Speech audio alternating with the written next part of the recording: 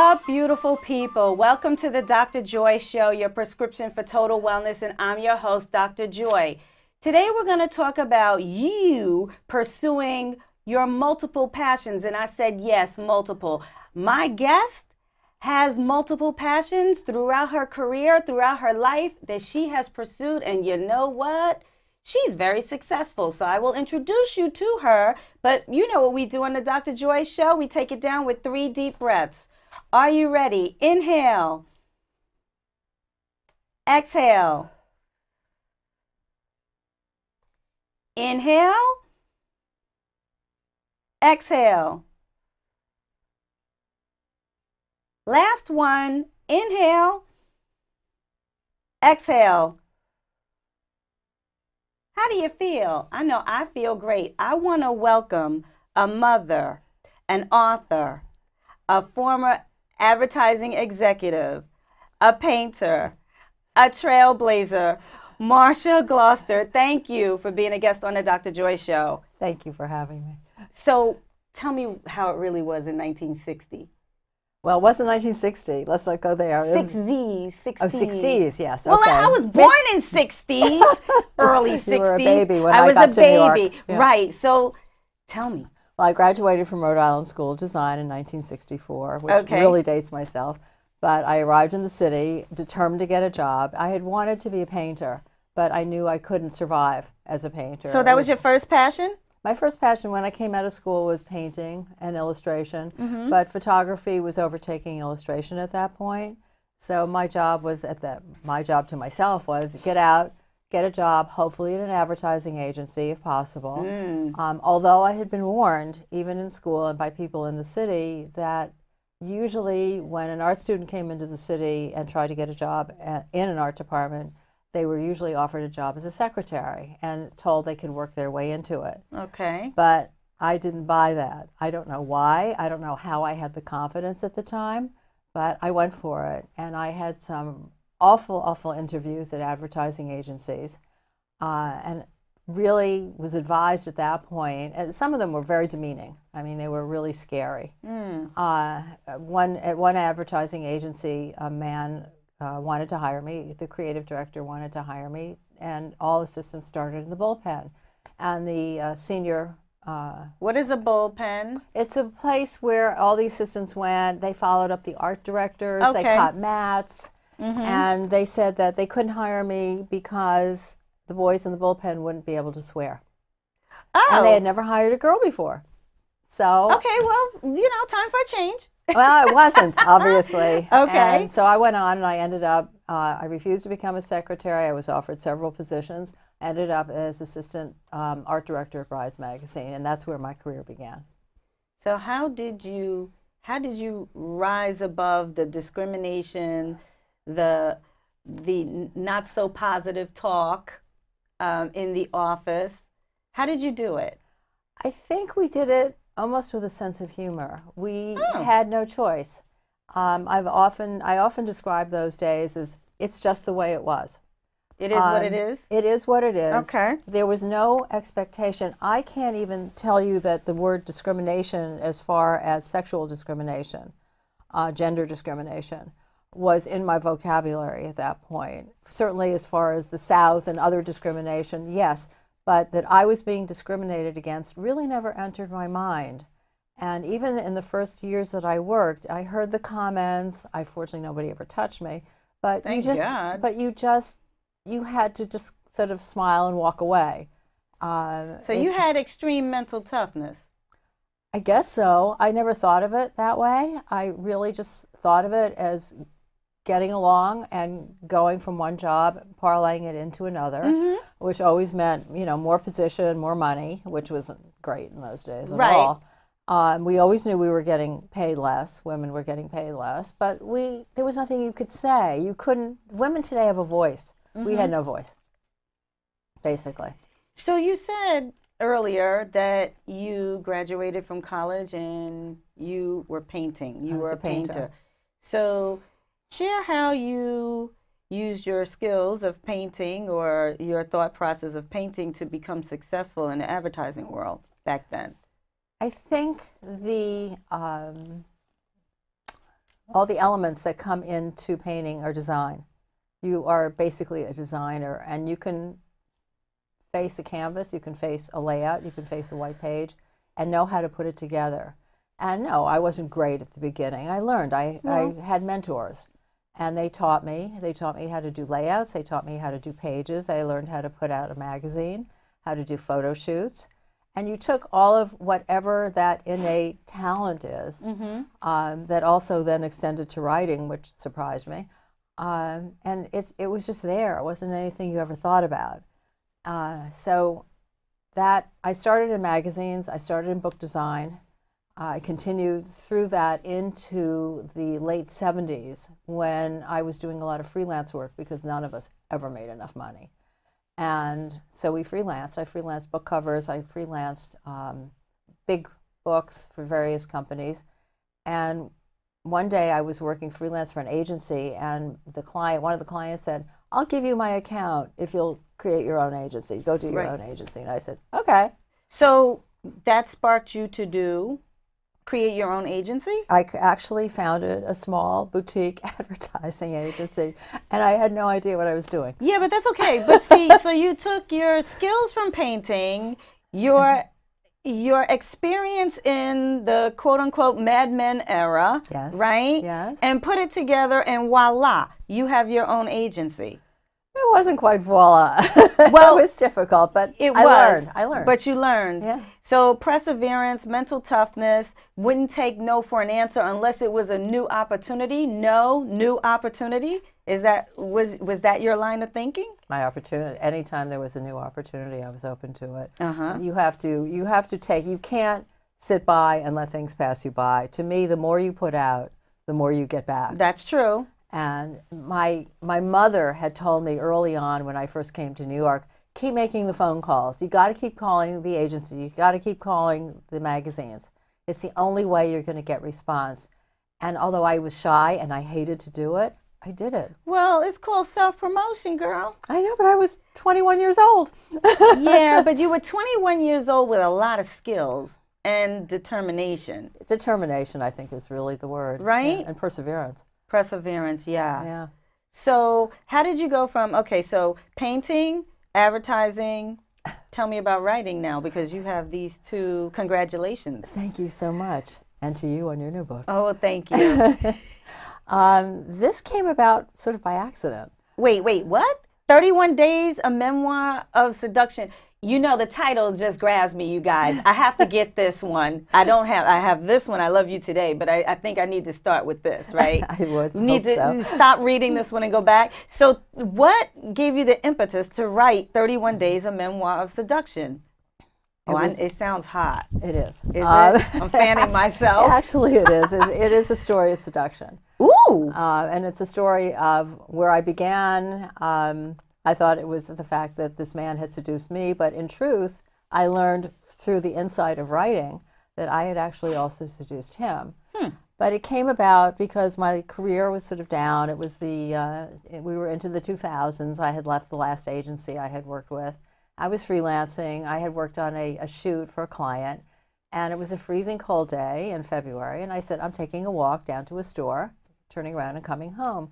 When I walked into the store, a song was playing, and I stopped to listen to the song, and I actually had a vision in my mind of seeing myself the first time that I met William Thompson, the man in this book. And this was in Austria in 1963. I was there for the summer. And I ran out of the store. I ran home. And by the time I had left the store, I had not only the name of the book, but I had the first page. And the name eventually changed to 31 Days, but the first page has essentially remained the same through the 4 years it took me to write it. And at that point, it just flowed. It vomited out of me. So did you date this guy for 31 days? Why 31 days is your title? The school that I went to, I between my junior year and senior year in college, I went to Europe with a friend. Our parents just trusted us and let us go. And one of my instructors said, there's this painter, Oskar Kokoschka. I don't know if you know who he was. He was a German expressionist. Okay. Who had started a school in Salzburg. And they had actually built the school for him. And he invited everybody. Anybody could come to the school. That he wanted to open people's eyes. And it was mostly artists and students. So I said, oh, this sounds great. We'll live with a family. And this is what we did. And the first day I met this man, I had the aha moment of my life. And I looked at him and I said, self, don't go near him. Stay away from him. He was almost twice my age. Okay. He was extremely seductive.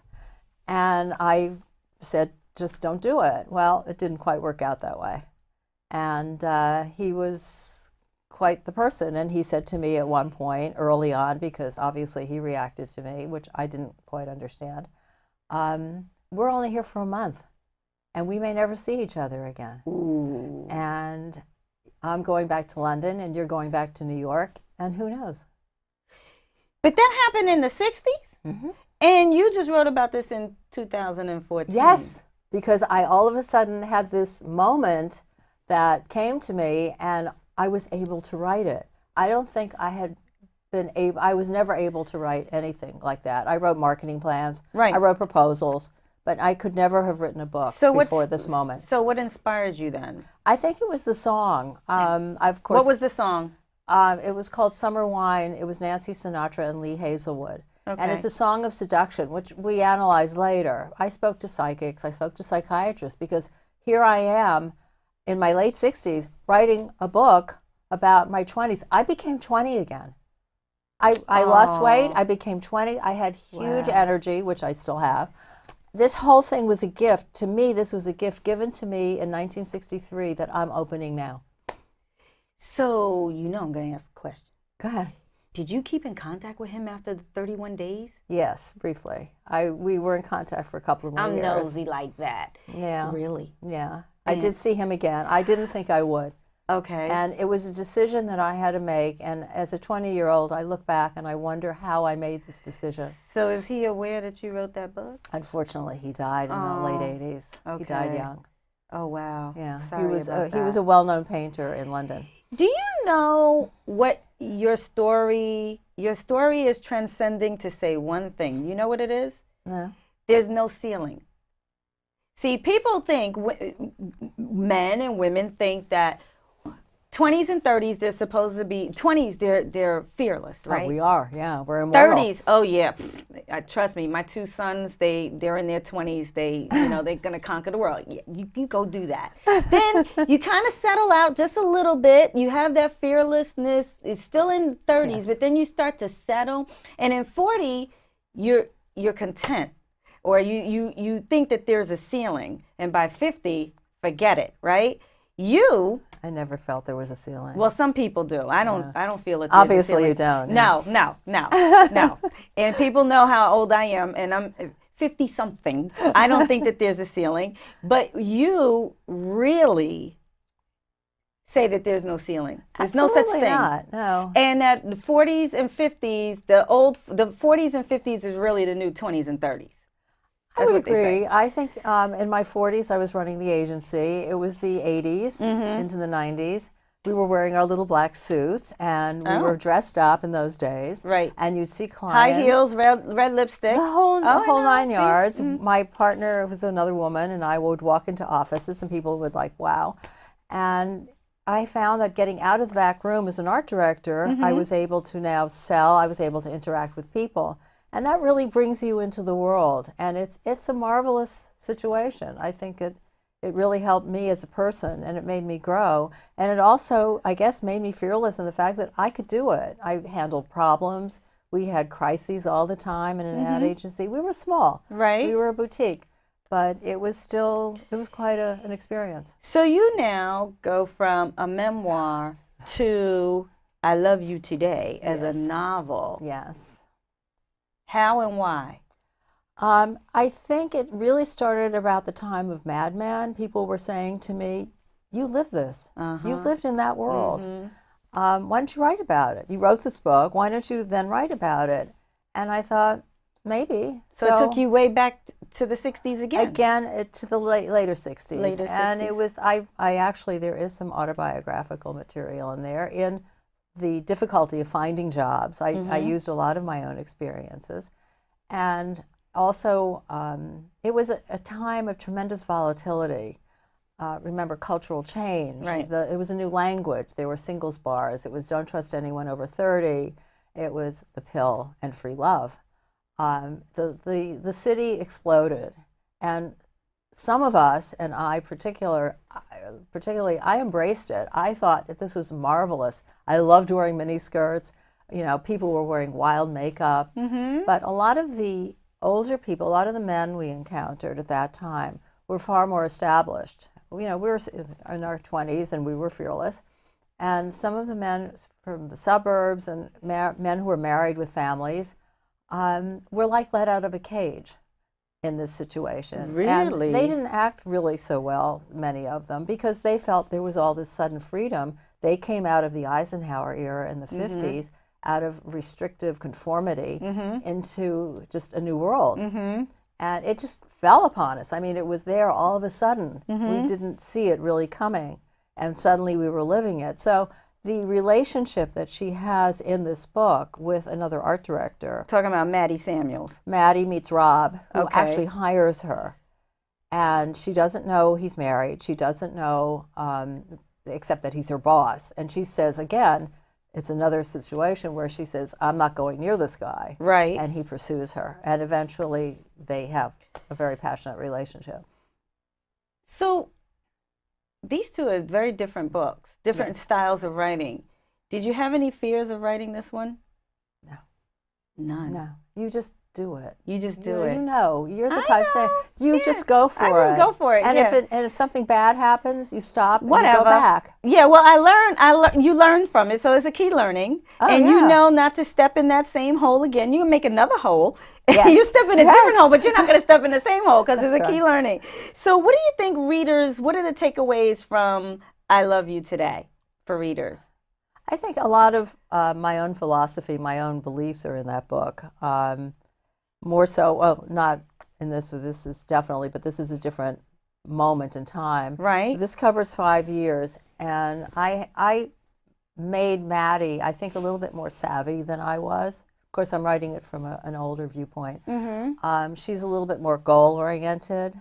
She is determined to get what she wants, and she is determined to stay in a relationship with somebody who she knows essentially is not good for her.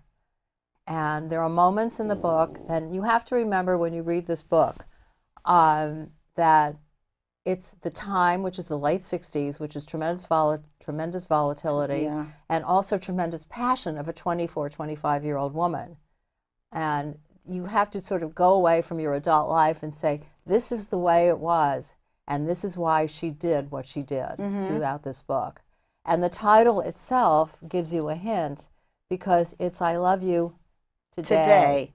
And that means what happened yesterday. Well, what happened yesterday, and then what happens tomorrow? So he doesn't say this until the middle of the book. And once he says it, she continually says to him, what does this mean? And you'll So get, he was non-committal? you get gotta read the book. You get Gotta his read the different book. answers Okay. throughout the pages.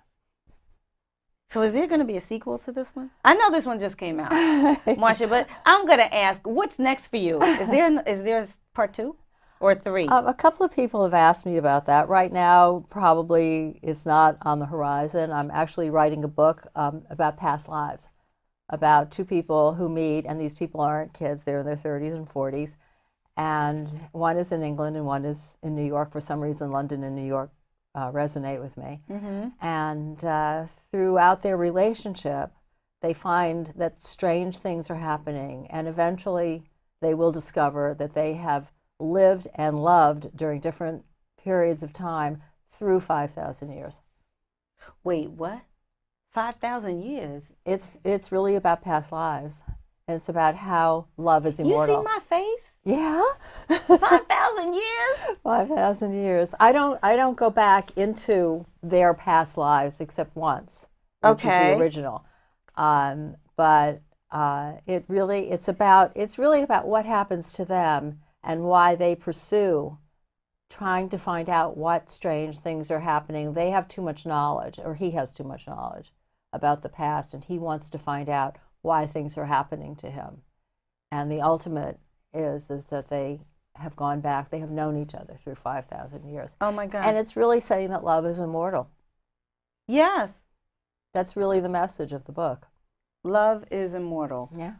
Right. We may not be, but love is. Without ancestry.com. Without Ancestry.com. This is set pre-digital age. Wow. Okay. So when is that? I know we're not going to disclose the title, but when is that one due to finish? If you took 4 years to write this one? I took 3.5 and then 4 on that, but they overlapped. Okay. And this one's about 1.5 years so far, and I figure I've got about another 6 months on it. Wow. So I'm in revisions on it now. So yeah, it's awesome. So, as I introduced you, mother, and you said grandmother. Now grandmother, yeah. Author. You're a trailblazer, painter. Well, trailblazer is going to be last, but painter, author, and a trailblazer. What advice do you have for people that are trying to find their passion? Do you have any? Because you have multiple passions. And it seems as though you went after each one. So what advice do you have? I think it's just never give up. Mm-hmm. I think it's put yourself out there. Don't let the world pass you by. Go out and meet, I don't want to say meet your destiny, but go out and meet things that come to you and make decisions to act on them. Right. I mean, the core thing in 31 days was I, as a 20-year-old girl, facing an almost 40-year-old man who wanted to have a relationship with me, and how I navigated it. I had a belief system, and I think we have to have, especially in these days, you have to have a belief system, and it has to be a belief in yourself that you can transcend those ceilings that you talk about. That because I'm 50, oh, it's over. No. Because I'm at 65, I'm going to retire. Someone said to me, "Are you going to retire?" And I said, "I don't think I know what that is." You know, I have to agree with you, because I always say to people, because we know some friends that have retired, and they say, "Oh, I'm retired, you have to work." And I said, "Yeah, but you know what? I'm never going to retire because I love what I do." That's right. You have to love it. So the day that I retire is when my higher power, which is God, takes away my voice and takes away my physical ability to communicate with people and move around and work out and you know, try to put a smile on somebody else's face. Right. So then that's when I retire. But at that point, I'm probably a vegetable and near death, right? Well, don't even say that. Well, I won't. I won't. But I'm saying that retirement is not even in my vocabulary. No. Because I love what I do, and it seems like you do as well. I do. And I've also gone back to painting, which I had problems with, and this book regenerated that as well. So wait, so the book, which book? This one. The 31 Days. Yeah, all the energy that I had was able to put back into not only writing but painting. So they're interconnected, you see, for you. Yeah, I think for most people, I think most creative people have more than one talent. I really believe that either you paint and you write, or your music. That I think it's a multiple scenario there. The more people I've spoken to, the more that seems to be true. And do you think that folks need to allow time, because we move so fast today? Yes. We move so fast, and we're always carrying around some digital something, okay, electronic something. I think, and tell me if you agree, I think for one to find their passion, they need to just go away and be by themselves and do some reflection. But do you agree? I totally agree. I'm very much a loner. I like being by myself. I like peace. I like quiet. When I write, I have music on very low in the background, although this had Summer Wine on the whole time, playing when I was writing it. Mm-hmm. We need inspiration. We need time alone. We need time, to sort of cope with ourselves, especially in this society today. For women, do you have a specific message for women on how they should succeed, how they should go about defining success? I think we define it in our own terms. I think what's happening today, and when I was finishing up I Love You Today, all of the stuff at Fox started breaking out, the Megyn Kelly, the Roger Ailes, and all of that. And I wrote actually a letter to the New York Times about 5 women who were interviewed in the New York Times about their situations and their lives at advertising agencies. And I was shocked to find out that they were going through essentially the same thing I had gone through in the Really? 60s. Yes. It was still gender discrimination. There was Mm-hmm. still sexism. And I wrote a piece on LinkedIn, and then I took a piece from it and wrote to the New York Times, and I actually got my letter into the letter to the editors in the New Wow, York Times, congratulations. along with Jane Moss, who was a big copywriter in the 60s. So I felt very honored by that. But it was a statement that I felt I had to make, that Right. we're still going through the same nonsense. Mm-hmm. And at some point, men have to learn. We don't want to take the testosterone out of men, but we want them to respect who we are. Exactly. And we are equal to them, if not more than equal, as far as I'm Exactly. concerned. I mean, we do things that they can't. Anyway, but and that's a great thing. Now, where can we find these books? They're at Amazon, obviously, and on Barnes & Noble, and I'm actually doing a reading at the Livingston Barnes & Noble next Saturday, the 10th of June. Oh, okay. So they've invited me. They Oh, read the well, that- reviews and they invited me. It was Well, great. that's excellent. Yeah, it was nice. So, if somebody wanted to get in contact with you, do you have a website? I do. It's Marcia Gloster, MarciaGloster.com. Very simple. My Wow. name. Marcia, thank you for being a guest on the Dr. Joy Show. You are an author, a painter. Oh, wow. An author, a painter, a former advertising exec, a wife, a mother, a grandmother, and a trailblazer. You know what? We should all aspire to be like you. Thank you. And thank you for sharing your story. My pleasure. Until next time, I have an assignment for you guys. Do some reflecting. Sit by yourself. That means alone, cup of tea, cup of coffee, water preferably. Sit down and think about what you really want to do in life. Okay? Figure out what your passions are. I said passions, multiple passions. My guest, Marcia Gloster, has multiple passions and she has gone after them. So that's what I want you to do. Until next time, be blessed, stay healthy. See ya!